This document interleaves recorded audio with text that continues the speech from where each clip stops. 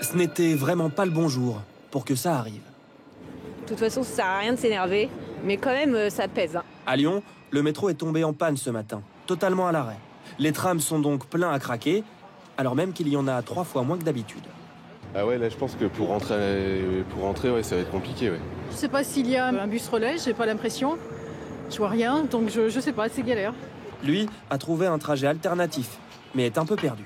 Je suis parti 1 heure plus tôt et je suis toujours pas arrivé. Et là je cherche mon C6, je ne sais pas où il est. Aux aguets, il repère le fameux bus C6 au loin et part en courant. Dans la gare d'Arras, pas de panne, mais quelques retards sur les 3 TER qui vont sur l'île ce matin. Il y en a 10 d'habitude.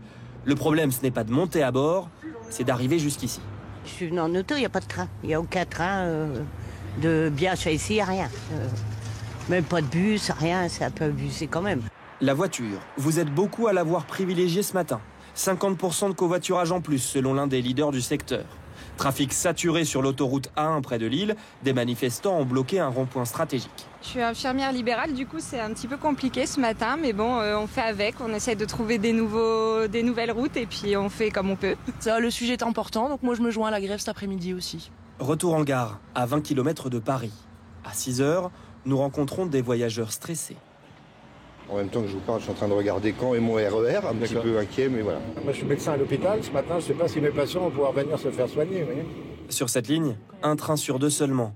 Pour être sûr d'avoir une place, beaucoup se sont levés plus tôt.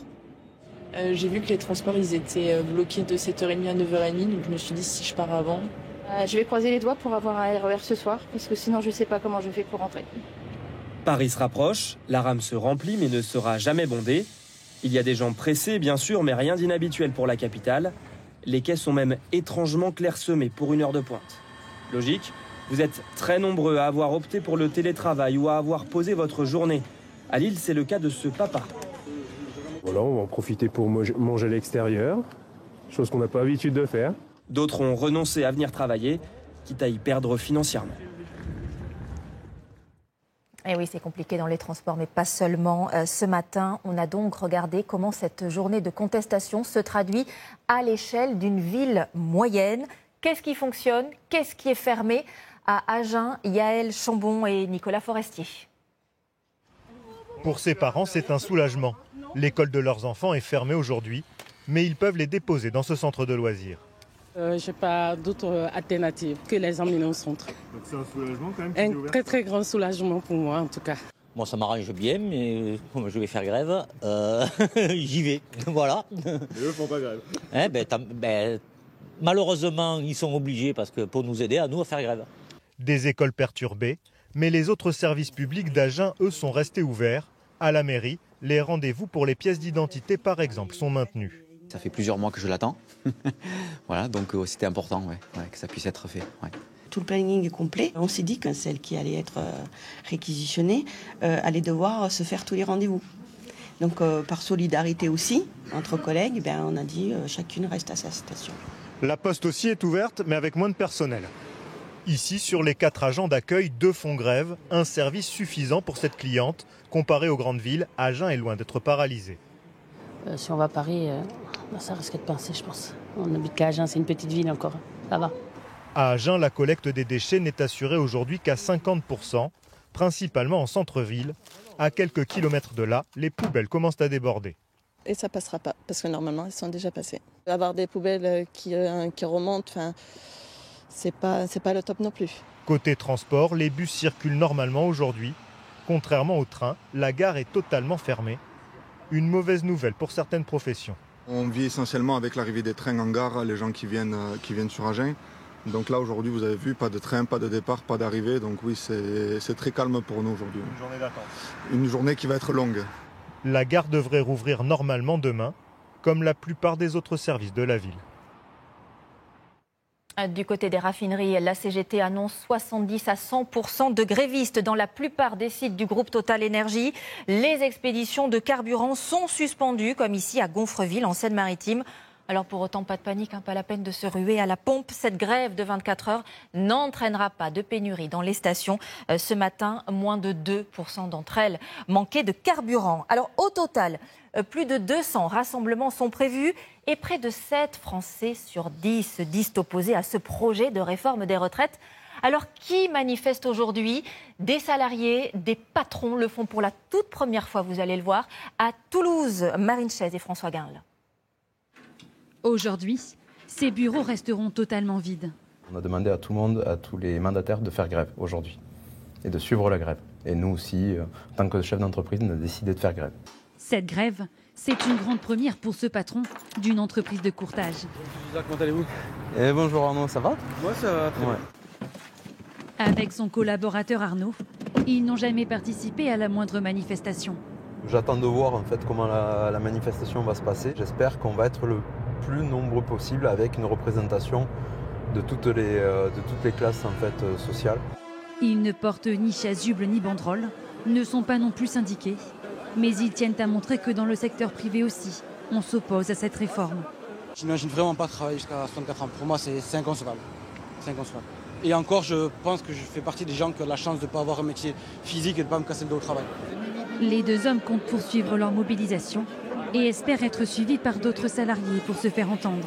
J'aimerais que les patrons et que aussi beaucoup plus de sociétés en fait dans le privé autorisent en fait aussi et que ce soit leurs salariés en fait à manifester, parce que c'est vrai que souvent c'est mal vu en fait de manifester dans le privé. À Toulouse, tous n'ont pas pu manifester. Sur le marché, Eric regarde le cortège passer. Ce primeur a commencé à travailler à 19 ans et aimerait se battre pour la retraite. Mais financièrement, perdre une journée de travail est impossible pour lui. La marchandise est trop chère. Nous, on est un marché populaire, on a des marges qui sont très petites. On ne vend plus les quantités qu'on vendait avant. Et la moindre recette est importante pour nous. D'après la police, plus de 40 000 personnes ont défilé dans Toulouse. Et j'ajoute que les agents EDF, eux aussi, se mobilisent. Ce matin, ils ont fait baisser la production d'électricité d'au moins l'équivalent de 2 fois la consommation de Paris, disent-ils. Le gestionnaire RTE demande aux opérateurs de ne pas baisser plus bas. On l'a compris, le bras de fer est engagé avec le gouvernement. Et regardez, c'est une du jour. Les opposants à la réforme veulent frapper fort. C'est l'acte 1 de la mobilisation, le grand test. Les syndicats espèrent plus d'1 million de manifestants. Alors, comme on aura les chiffres ce soir, on a déjà regardé s'il y avait du monde dans les défilés ce matin. On peut comparer avec ceux de 2019 et 2010. Mathilde Guénégan et nos équipes en région. Manifestation toujours très matinale à Marseille. La cité phocéenne est connue pour ses grandes mobilisations. En 2010, par exemple, ils étaient 13 000 dans les rues contre la réforme des retraites qui décalait l'âge de départ de 60 à 62 ans. On ne veut pas aller jusqu'à 65 ans avec un déambulateur pour travailler sur les rayons. 13 ans plus tard, toujours autant de manifestants et un discours presque identique. On n'est pas content du tout et voilà, si on se montre pas, on va dire, ils vont dire après que les Français sont tous d'accord, mais c'est pas vrai. Plus à l'ouest, Nantes, autre haut lieu de la contestation sociale. Ils étaient 10 000 manifestants selon les syndicats en 2010. 25 000 en 2019 contre la retraite à points. Aujourd'hui, 30 000 personnes ont battu le pavé, selon les premières estimations des syndicats. Il y a l'air d'avoir quand même beaucoup de monde, donc les gens quand même se défendent leurs droits, donc je me dis qu'on va dans le bon sens. J'espère qu'il y aura beaucoup de monde pour montrer au moins déjà que la majorité des Français sont en désaccord. Voilà, le nombre déjà peut faire force. Plus de 200 rassemblements sont prévus partout en France aujourd'hui, y compris dans des villes où c'est plus inhabituel, comme à Verdun. 1 millier de personnes dans les rues ce matin, dans cette ville d'à peine 20 000 habitants. C'est du jamais vu dans la Meuse, et ça n'est que la première, je peux vous le dire tout de suite. Si le gouvernement ne réagit pas vite et fort, ça va continuer sur la durée et ça va monter en puissance. Une mobilisation inédite ici, une première pour certaines. Est-ce que vous êtes une habituée des manifs? C'est ma première, et la sienne aussi d'ailleurs. Je pense que personne ne veut travailler jusqu'à ad vitam aeternam. Ce que je vous demande les camarades, c'est quand vous montez. À Melun, on se prépare. 4 cars ont été affrétés par les syndicats. Direction Paris. On m'a envoyé un message, bus numéro 1. Ah bah donc c'est seulement trop. 1 heure de route pour rejoindre le cortège parisien. À l'échelle nationale, 38% des enseignants sont en grève aujourd'hui. C'est 8 points de moins qu'en décembre 2019. Et à l'instant, on a aussi ces chiffres du côté de la SNCF. Les syndicats préviennent à l'instant que le taux de grévistes à la SNCF donc, est de 46,3%. Pour être complet, on signalera aussi que des lycées sont bloqués aujourd'hui. Il n'y en a pas beaucoup, juste quelques-uns à Rennes, à Toulouse et aussi à Paris. Image ici tournée ce matin donc par Stéphane Yorgoulevskou. Partout en France, 10 000 policiers et gendarmes sont mobilisés pour éviter tout débordement. À Paris, ce matin, vous allez le voir, des commerçants commencent à protéger leurs vitrines. Maureen Bajac, Olivier Stambach et Jean-Yves Chamblay. Ce matin, les commerçants ont pris les devants. Ces ouvriers protègent chaque centimètre de cette vitrine. Pour sa boutique de vêtements, Mylène a pris une décision radicale. On n'ouvrait pas ce jour en tout cas. Pas question pour elle de revivre les violences des dernières manifestations. C'est un traumatisme parce que en fait, autant de violence envers des gens qui travaillent tous les jours et qui n'ont pas besoin de ça. Coût des travaux et d'une journée de fermeture, 8 000 € pour sa boutique. Un peu plus loin sur le boulevard Beaumarchais, Daniel, lui, est un habitué des manifestations. Il a même acheté sa boutique pour une raison bien particulière. On avait vérifié que le magasin était bien protégé par des rideaux pleins de fer sur la totalité de la vitrine de manière à se protéger le mieux possible. Même prudence tout le long du parcours.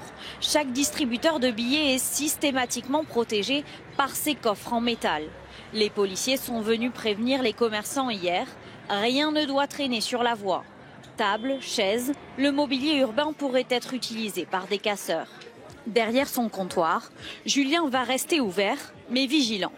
C'est un peu plus chaud qu'avant et on craint plus pour nos vitrines et les mobiliers, les tables, les chaises, etc. Donc, 3500 policiers et gendarmes sont mobilisés cet après-midi.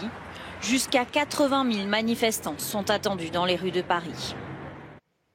Et au départ justement de la manifestation parisienne, on retrouve maintenant Pierre Galassio. Pierre, question simple, est-ce que cette journée de grève et de manifestation est la première d'une longue série ? Oui, très probablement, il y aura d'autres jours de grève. Alors quand nous le saurons ce soir, sans doute, puisque tous les syndicats ont prévu bien de se rassembler et de décider d'un calendrier peut-être commun. Donc nous le saurons ce soir. Ce calendrier, bien pour l'instant, peu d'informations filtrent, mais la date sur la table, c'est celle du 26 janvier, jeudi prochain. On parle aussi du lundi 6 février. Certains syndicats aimeraient une grève plus longue, 48 heures, 72 heures, d'autres une grève reconductible. En tout cas, ici, les manifestants sont déterminés avant le départ à 14 heures. Ils espèrent rassembler plus d'1 million de personnes, plus que les 800 000 lors du précédent projet de réforme des retraites en décembre 2019. Merci Pierre pour ces précisions et j'ajoute que cette journée, Emmanuel Macron ne la suivra pas depuis l'Elysée. Le président est en Espagne, à Barcelone, avec 11 ministres du gouvernement pour signer un traité d'amitié entre nos deux pays.